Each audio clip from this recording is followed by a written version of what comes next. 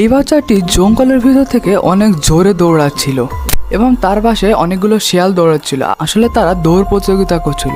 ছেলেটি যখন পেছনে ফেরে তখন দেখতে পায় তার পিছনে বড় একটি প্রাণী তার দিকে ধেয়ে আসছে। পরবর্তীতে আমরা দেখতে পাই সেটি ছিল আসলে তার বন্ধু ব্ল্যাক প্যান্থার। আসলে ছেলেটি অনেকদিন যাবৎ জঙ্গলে আছে এবং সে তার বন্ধুদের সাথে সেখানে বসবাস করে।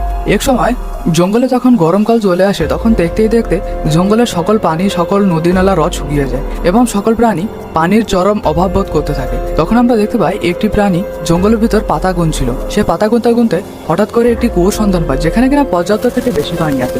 সে সবাইকে ডেকে সে শান্তি কুয়োর ব্যাপারে বলে এবং দেখতে দেখতে সকল প্রাণী সেইখানে পানি খেতে চলে আসে।